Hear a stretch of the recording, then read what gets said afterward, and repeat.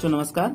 स्वागत है आप सभी का हमारे YouTube चैनल ज्ञान मैथ क्लासेस में। और हम बात कर रहे थे एमपी बोर्ड के इम्पोर्टेंट प्रश्न बैंक की। तो देखिए जो प्रश्न बैंक भेजा गया था उसका सोल्यूशन का ये चैप्टर 14 है, सांख्यिकी स्टैटिक्स। तो देखिए पहला क्वेश्चन क्या है, सही विकल्प चुनिए। माध्यक, माध्य एवं बहुलक के बीच संबंध क्या होता है? तो गाइस इसका संबंध होता है फर्स्ट नंबर 3 माध्यक बराबर बहुलक प्लस 2 माध्य। फिर देखिएगा इस दूसरे क्वेश्चन में लिखा है कि समेसन, इसको समेसन भी पढ़ते हैं, सिग्मा भी पढ़ते हैं, और इसका मतलब क्या होता है योग यानी कि जोड़। तो क्या लिखा है, एफ आई एक्स आई का सूत्र समेसन एफ आई एक्स आई अपान समेसन एफ आई का सूत्र, ये किसका सूत्र है? तो ये सूत्र है आपका माध्य निकालने का। सही जवाब क्या हो जाएगा, माध्य निकालने का ये सूत्र है। अगला क्वेश्चन है A plus summation F I U I upon summation F I into H सूत्र है। तो गाइस ये भी जो सूत्र है वो भी क्या है, माध्य निकालने का है। तो ये दोनों जवाब हो गए। फिर देखिए क्या लिखा है, L plus N by two minus C F upon F into H सूत्र है किसका? तो ये गाइस ध्यान रखिएगा, ये माध्यक निकालने का सूत्र है ना, माध्यिका यानी कि माध्यक निकालने का सूत्र होता है। फिर अगला क्वेश्चन आपको देखना है कि इसमें क्या लिखा हुआ है, L plus F one minus F zero अपान 2f1 minus f0 minus f2 into H का सूत्र है। तो ये सूत्र किसका होता है? ये सूत्र होता है बहुलक निकालने का। ठीक है, क्या निकालने का सूत्र है? बहुलक निकालने का। फिर गाइस आपको ध्यान रखना है, यहां पर हम पहुंच चुके हैं क्वेश्चन नंबर सेकंड में, रिक्त स्थान भरिए।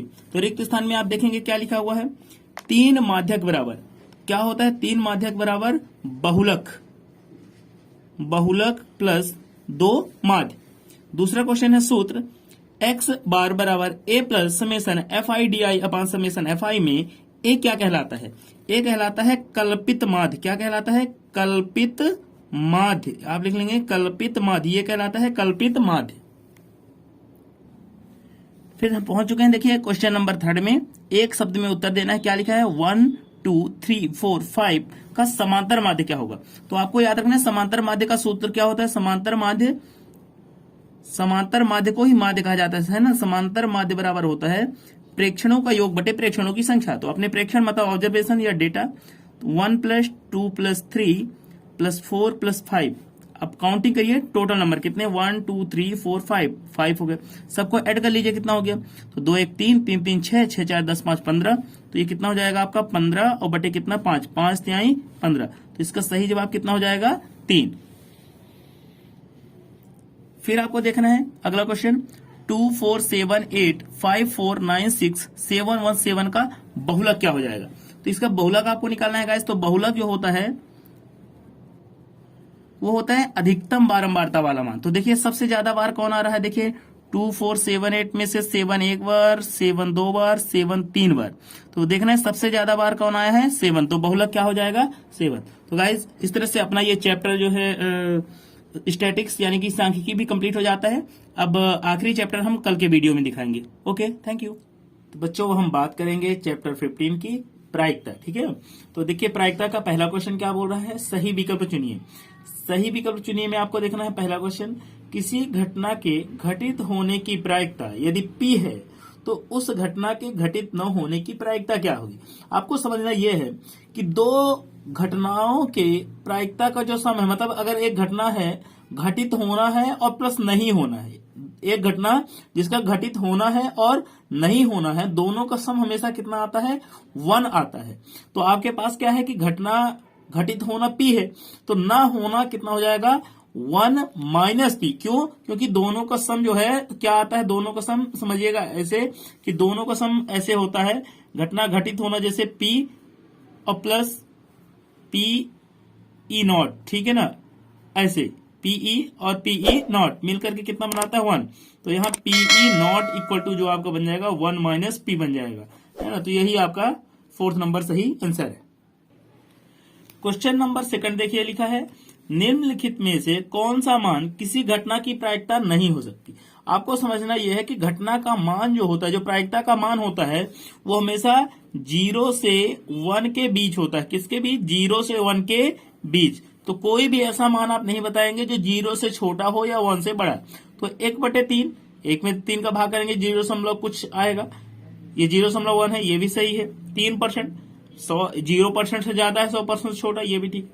अब लिखा है 17/16, भाग करिए 16 एकम 16 एक दशमलव, अब एक से ज्यादा मान हो गया, क्या बताए थे एक से ज्यादा कभी नहीं होना चाहिए, तो क्या हो जाएगा, इनमें से कौन सा मान घटना की प्रायिकता नहीं हो सकती, तो ये डी नंबर आपका जो है प्रायिकता नहीं हो सकता। ठीक है, अब देखिए क्या लिखा है क्वेश्चन नंबर 3 में, देख लीजिएगा, निम्न में से कौन सी संख्या किसी घटना की प्रायिकता नहीं हो सकती, तो इसमें भी आपको देखना है 2/3, 2 में 3 का भाग करेंगे तो भाग करके देख लीजिएगा कितना आएगा, 0 दशमलव कुछ आएगा, -1.5, 15%। अब देखिए 15% 0 से ज्यादा है और 100% से कम है, 0.7 0 से बड़ा है लेकिन 1 से छोटा है, लेकिन ये क्या लिखा है -1.5, क्या बताए थे 0 से छोटा नहीं होना चाहिए, और ये जो माइनस में है ये तो 0 से छोटा हो गया, तो आपका सही जवाब हो गया ऑप्शन नंबर बी।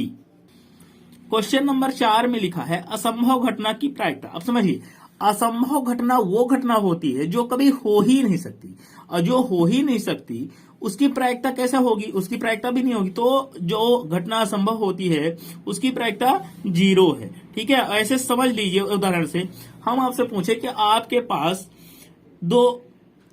एक पासा है, ठीक है ना, एक पासा है 1 2 3 4 5 6, ये ऑप्शन है, ठीक है ना, हम पूछते हैं हमको 8 चाहिए। अब बताइए इसमें और ऑप्शन है क्या, नहीं है, तो अब 8 आने का चांस कितना हो गया, 0, टोटल कितने हैं 6, तो 0/6 बराबर कितना आएगा 0, तो सही ऑप्शन आपका हो गया ए 0।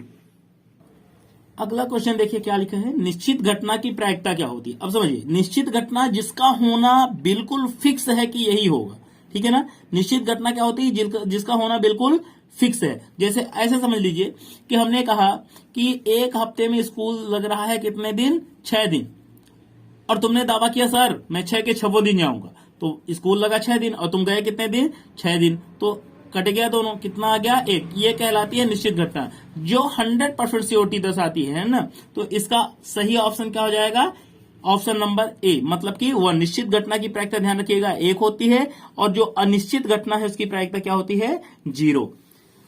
6वां क्वेश्चन देखिए, किसी घटना में पीई प्लस पीई नॉट की प्रायिकता का मान क्या होता है, क्या बताया था, किसी घटना के घटित होने की प्रायिकता प्लस घटना के घटित न होने की प्रायिकता का सम हमेशा कितना होता है, 1 होता है, तो इसका सही जवाब क्या हो जाएगा, option number C. Question number 2 में आ गए हैं गाइस, लिखा है रिक्त स्थान की पूर्ति कीजिए।